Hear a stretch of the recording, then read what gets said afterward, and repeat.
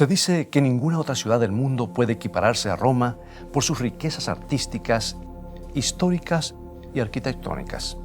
Roma parece tenerlo todo, desde catedrales que inspiran asombro hasta las ruinas espectrales de un imperio perdido. Por todas partes hay estatuas, fuentes y monumentos, al igual que cafés de moda y tiendas exclusivas dedicadas a la ropa más fina y elegante. En Roma abundan los recuerdos históricos de césares, papas y revolucionarios. Al mismo tiempo, la ciudad se deja arrastrar por la fuerza irresistible del intercambio comercial. Aquí la gente pareciera saber vivir. Por eso llegan turistas provenientes de todo el mundo, ansiosos de probar la buena vida que Roma promete dejarles gozar. Sin embargo, es digno de notar que en lo pasado, esta ciudad se veía impulsada por otro tipo de comercio, muy diferente del actual. En esos tiempos, multitud de peregrinos recorrían las calles buscando alguna reliquia sagrada. Esa compulsión llegó a convertirse en una prolongada y tétrica danza con la muerte. Hoy veremos si Roma puede librarnos de la muerte y su guadaña implacable.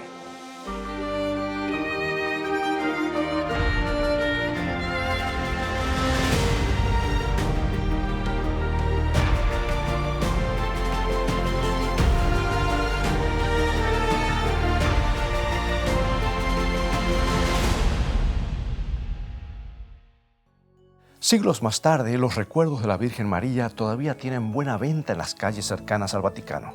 Hay estampas y efigies de todos tamaños y aspectos, al igual que rosarios y velas. Muchos creen que estos objetos les ayudan a elevar sus oraciones al cielo. Pero lo que hay en venta hoy en Roma no es más que unas gotas comparado con el caudal inmenso que inundaba esa ciudad siglos atrás. Era un negocio de tales proporciones que aún hoy es difícil imaginar. Veamos, por ejemplo, en el año 1300, el Papa Bonifacio VIII declaró ese año como el Año Santo, y a los peregrinos que hiciesen una peregrinación por 12 meses les sería otorgado un perdón especial sobre sus pecados.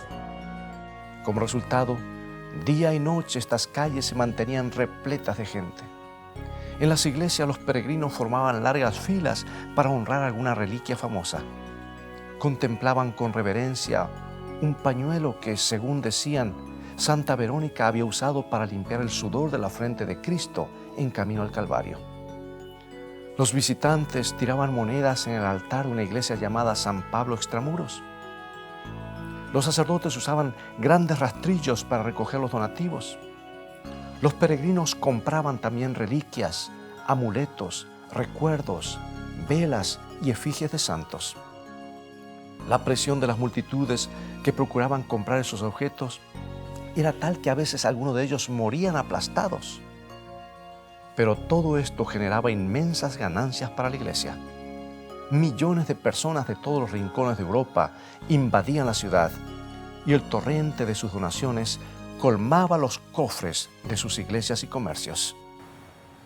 ¿Qué energía mantenía todo este comercio en movimiento? Era algo llamado penitencia. En la Edad Media, la penitencia se convirtió en una lúgubre e interminable danza con la muerte. Y para comprender cómo las cosas llegaron a tal extremo, comencemos con una idea bíblica, la idea del arrepentimiento.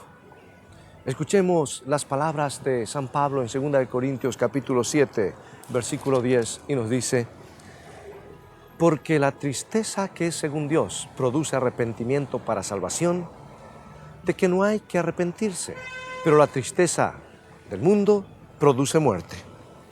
Sí, el Nuevo Testamento explica que el arrepentimiento es un paso que conduce a la salvación. Una persona se siente triste por sus pecados, por su separación de Dios. Luego se arrepiente, resuelve dejar su egoísmo y volverse a Dios. Acepta entonces la salvación gratuita que Dios ofrece a todo pecador arrepentido. Junto con el arrepentimiento está la idea de hacer restitución, de tratar en lo posible de reparar los daños y pérdidas que hayamos causado. Y cuando un deshonesto recolector de impuestos llamado Zaqueo cenó con Cristo, se sintió inspirado a hacer esta promesa registrada en San Lucas, capítulo 19, versículo 8. Si en algo he defraudado a alguno, se lo devuelvo cuadruplicado. Ahora, es bueno tratar de ayudar a alguien que hemos hecho daño, haciendo restitución, aliviando en algo el dolor que hayamos causado. El arrepentimiento y la restitución son principios establecidos en el Nuevo Testamento. Pero en la Edad Media, la Iglesia transformó estos conceptos en algo muy diferente que conocemos como penitencia. Básicamente, hacer penitencia es tratar de pagar a Dios por nuestros pecados, es decir, borrar nuestras transgresiones por nuestros propios medios usando nuestros propios recursos. Y para mucha gente, este intento fue un desastre. La restitución a nuestros semejantes es una buena idea. La restitución a Dios es muy mala idea. Este es uno de los lugares donde a través de los siglos muchos han hecho penitencia. Este edificio, que data del siglo XVI, encierra la escalera sagrada. Según la tradición, estos son los escalones que Cristo ascendió en el palacio que Pilato ocupaba en Jerusalén. Se decía que Santa Elena, la madre del emperador Constantino, los había hecho traer hasta acá. Y con el paso de los siglos, los 28 escalones originales han sido desgastados por las rodillas de millones de peregrinos. Ahora están cubiertos con madera. Los peregrinos subían de rodillas una y otra vez para pagar por alguna maldad que hubieran cometido. Se han inventado muchos términos religiosos para designar esta práctica, pero a fin de cuentas, la verdad es lo que hemos dicho. Los penitentes procuraban mejorar sus probabilidades de salvación. En esa época, las probabilidades no parecían ser muy favorables al pecador. Según el historiador Paul Johnson, la mayoría de los predicadores de la segunda mitad de la época medieval calculaban que los salvados eran 1 por 1000 a 1 por cada 10.000. En consecuencia, la gente intentaba cosas sumamente difíciles con tal de pertenecer a ese grupo tan especial. Después de todo, estaban tratando de compensar a un Dios cuya justicia era infinita. Algunos se sometían a ayunos interminables, otros se iban a largos peregrinajes. A un pecador se le dijo que debía hacer un peregrinaje encadenado hasta que las cadenas se gastaron al punto de caerse solas. Sabes, los principios del Nuevo Testamento podrían haber protegido de esos abusos a los creyentes. Escuchemos lo que San Pablo nos dice acerca de lo que podemos traer a Dios como restitución. Lo encontramos en Efesios capítulo 2, versículos 8 y 9, y dice así: Por gracia sois salvos por medio de la fe, y esto no es de vosotros, pues es don de Dios, no por obras para que nadie se gloríe. O sea que la salvación es un regalo. No la obtenemos directamente o indirectamente a cambio de algo que nosotros hayamos realizado o logrado. La recibimos únicamente por fe. Y cuando venimos a Dios arrepentidos, hay una sola cosa que podemos ofrecerle, y esa es nuestra fe. Confiamos en Él y Él borra nuestros pecados. Eso sí es lo único que importa. Pero esta magnífica verdad del Nuevo Testamento se veía constantemente pisoteada por el comercio religioso de esta ciudad. La gente quería algo tangible, algo que pudieran sujetar con su mano, alguna muestra de su perdón, como ser cierto número de visitas a diversos santuarios famosos o cierta cantidad de plegarias recitadas para gloria de la Virgen. Y la Iglesia acomodaba esas preferencias. Por supuesto, había cínicos que tomaban todas las cosas a juego, pensando que podrían aplacar la ira de Dios con una cuantiosa ofrenda. Algunos llegaban al punto de pagar a otros para que cumplieran las penitencias que les correspondía hacer. Pero mientras mayor fuera la sinceridad de un creyente, más se esforzaba por cumplir con esas obligaciones casi sobrehumanas, esos largos ayunos y peregrinajes. Además, los creyentes se veían corroídos por una grave duda. ¿Qué sucedería en caso de que una persona muriera antes de haber podido completar su penitencia? Para subsanar esta dificultad, poco a poco la Iglesia fue adoptando la idea del purgatorio. Así uno podría seguir pagando por antiguos pecados después de haber muerto. Todavía habría una posibilidad de entrar al cielo gracias a nuestras obras. Los penitentes que subían la escalera santa sobre sus rodillas Creían que por cada escalón que subieran, se les descontarían 9 años de purgatorio. Sentían, por lo tanto, que estaban acortando sus obligaciones aplicables a la otra vida. Así fue como todas estas penitencias se convirtieron en una lóbrega danza con la muerte. Los creyentes procuraban asegurarse de que podrían burlar los intentos de la muerte, de apresarlos por toda la eternidad. Intentaban agotar el derecho del sepulcro a retener sus almas pecaminosas. Esperaban pacificar las demandas del purgatorio. Pero aquí en las montañas del noroeste de Italia, un grupo de individuos no participaba en esa danza con la muerte. No se habían dejado atrapar en ese abrazo agotador. Habían descubierto un mejor escape de la mortalidad humana. Y cosa extraña, lo estaban proclamando en el corazón mismo de la Edad Media. Eran los valdenses, un grupo de creyentes que habían adoptado la idea, entonces novedosa, de que había que basar toda creencia solamente en lo que decía la Biblia y nada más. Pensaban que podían leer lo que Cristo enseñó y lo que los apóstoles escribieron y vivir conforme a la voluntad divina. Y esta fue su conclusión. Dice una antigua enseñanza valdense: por cuanto en ningún pasaje de la ley se hace mención alguna de un lugar llamado purgatorio, ni los apóstoles han dejado ninguna instrucción expresa acerca de eso, no hay ninguna obligación de creer.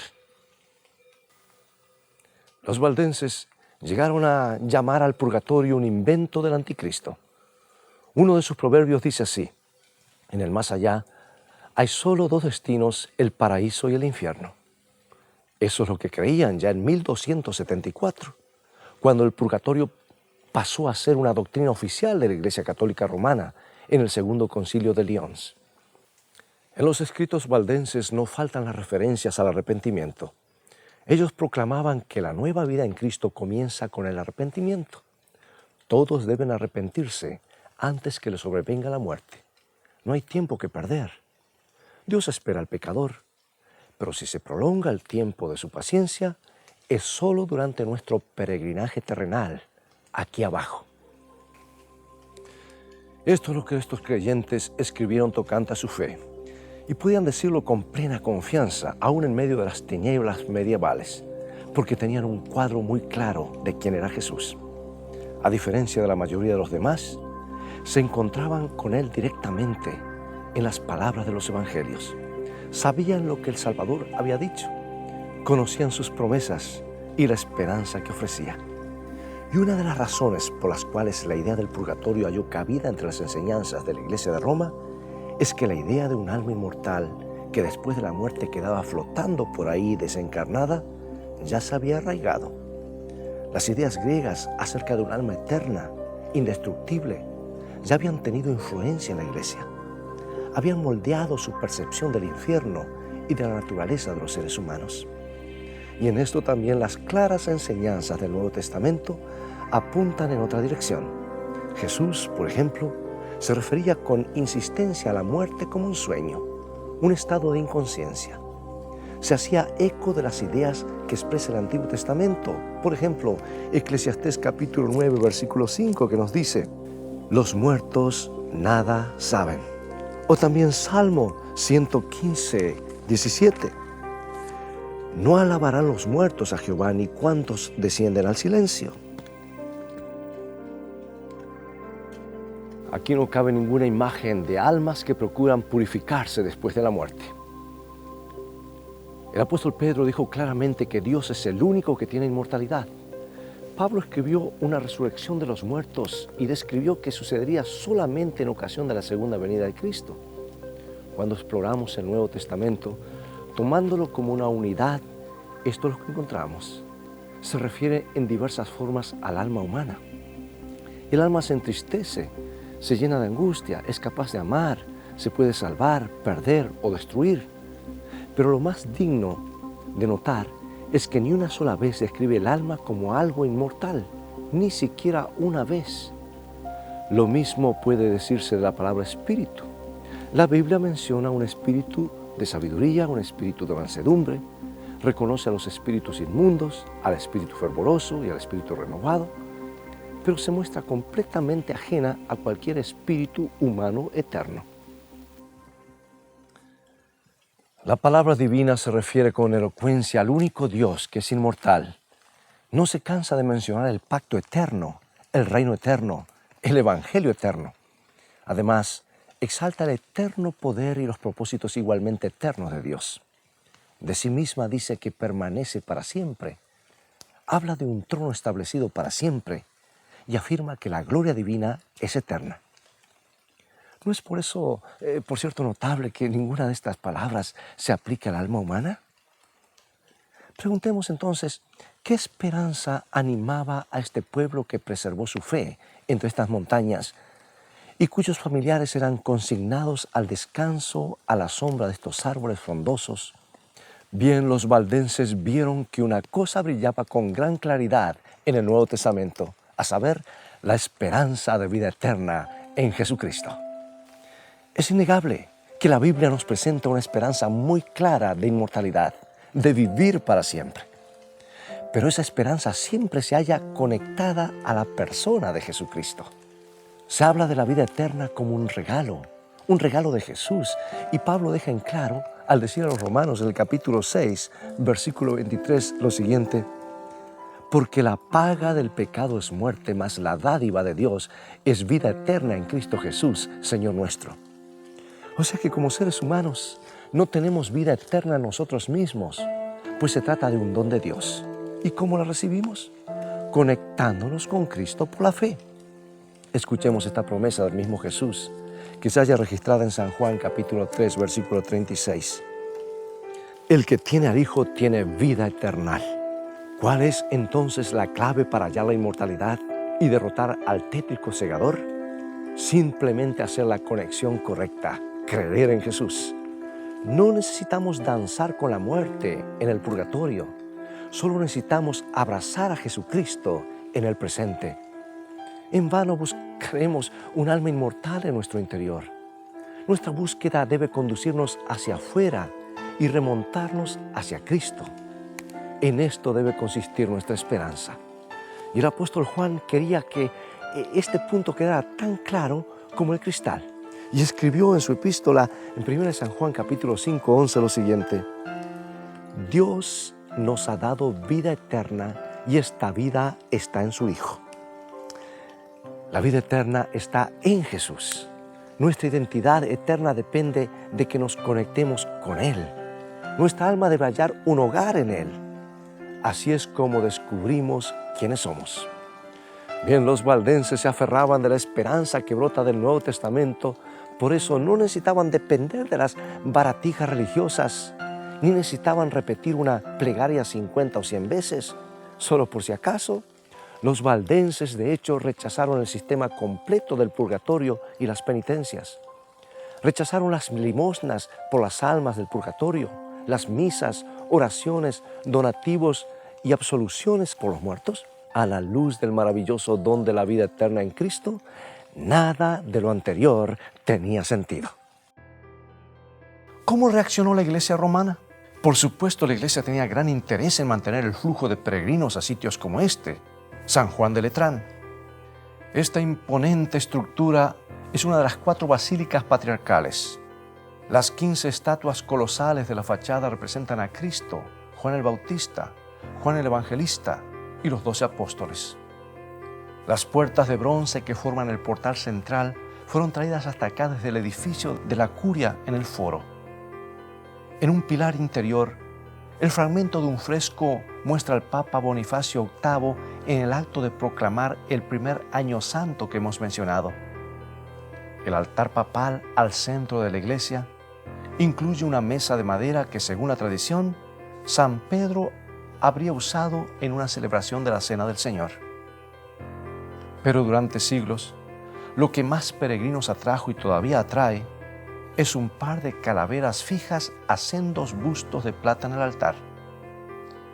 El Papa Urbano las trajo como reliquias el año 1367.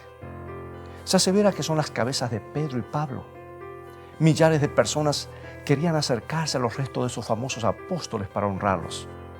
pero sobre todo anhelaban obtener el crédito espiritual que pudiera crear un peregrinaje a este sitio. Querían librarse del purgatorio por el tiempo que se les concediera. Los jerarcas de la iglesia no vieron con buenos ojos a los valdenses cuando estos comenzaron a proclamar que el purgatorio era una tradición eclesiástica sin base bíblica. De esta interminable danza con la muerte, la iglesia obtenía sumas espectaculares de dinero. Sin duda, muchos sacerdotes habrán creído sinceramente que estaban ayudando a gente a confiar en su salvación. Pero era difícil evitar verse corrompidos por el torrente de donaciones que fluían sin cesar. Y uno de los que se corrompieron con todo ese comercio religioso fue el Papa Inocencio VIII. Bajo su reinado, el sistema de indulgencia se convirtió en un impuesto que la Iglesia cobraba por el pecado. Cualquier crimen podía ser expiado si el precio era conveniente. En vez de combatir la extensa corrupción clerical, Inocencio VIII dirigió su indignación contra los valdenses, esos porfiados herejes que insistían en resistir la presión a participar en la danza sin fin con la muerte. Por fin proclamó una cruzada contra ellos. En 1487 llegó aquí a la ciudad de Turín una bula papal dirigida al representante de la Santa Sede, un hombre llamado Cataño. El Papa Inocencio VIII declaró que los valdenses, si bien se ocultaban tras una falsa apariencia de santidad, se habían hundido en el abismo del error. Nada quedaba por hacer sino destruir esa secta maldita.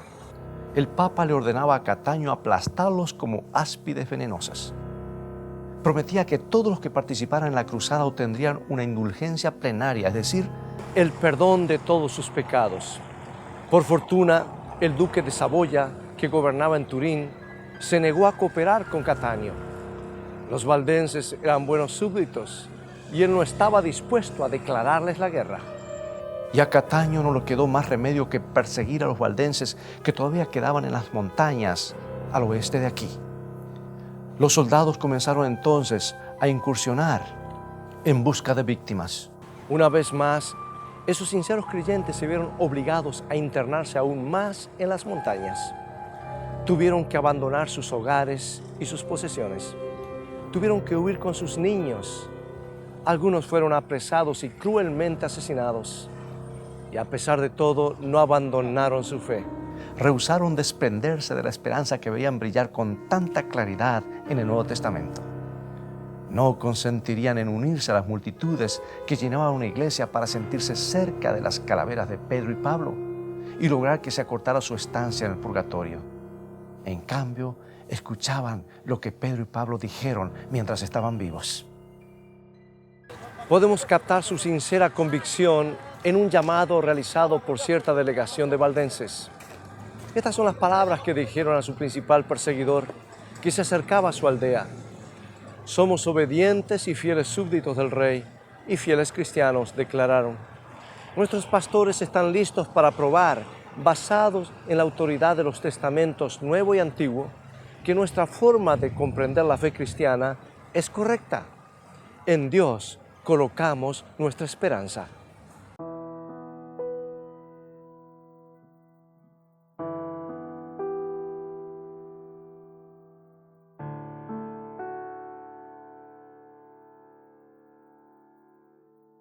Los valdenses mantuvieron esta esperanza aún mientras adoraban en esta iglesia de la cueva, escondida en el Valle del Piamonte. A menudo tuvieron que venir hasta este lugar a adorar a Dios en secreto, en tinieblas, abrazando a sus pequeños, atentos al rumor de los soldados que se acercaban. Y a pesar de todo, siguieron compartiendo su esperanza y no dejaron de elevar sus alabanzas a Dios. En una cueva similar a esta, la cueva de la capilla de Dauphin, un numeroso grupo se había refugiado.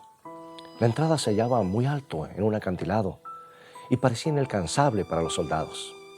Los valdenses habían almacenado alimentos y otras provisiones, pero de algún modo, eventualmente los soldados lograron alcanzar la entrada. Sin embargo, a pesar de estar bien armados, no quisieron seguir a su presa al interior de la cueva. Lo que hicieron fue encender una gran fogata a la entrada. El humo se introdujo y sofocó a 3,000 hombres, mujeres y niños. Sus vidas se apagaron por un tiempo. Sus himnos han dejado de ascender. Esos creyentes perecieron en forma trágica, pero no habían pasado sus vidas en una tétrica danza con la muerte. Habían sido capturados por una esperanza viva, la esperanza de vida eterna en Cristo.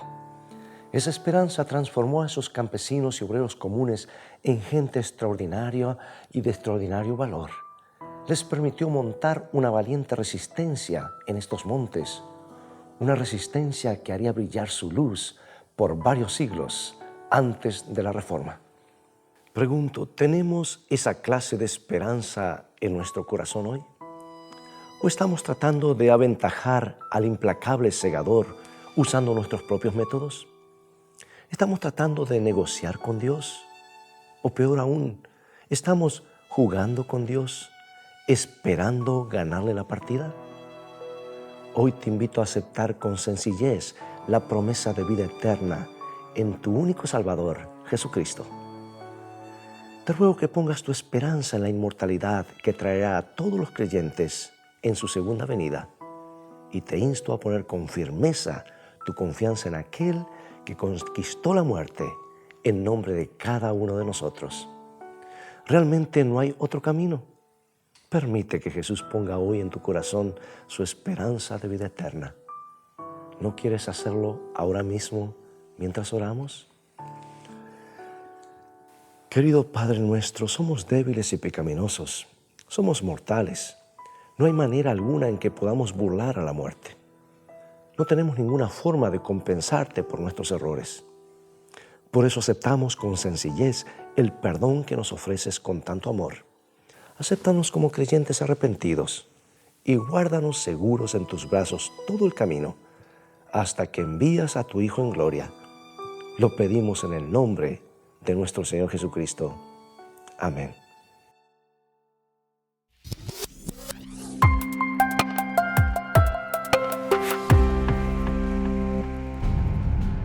Fe a toda prueba, la serie que relata hechos históricos sobre la persecución y la victoria de los primeros cristianos, ya está disponible en escritoestá.org. Fe a toda prueba, la serie que desafiará tu fe.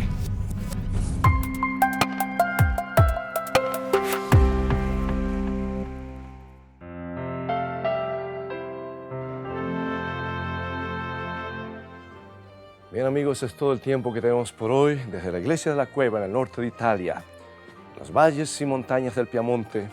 Llegó el momento de despedirnos. Recuerda, escrito está, no solo de pan vivirá el hombre, sino de toda palabra que sale de la boca de Dios.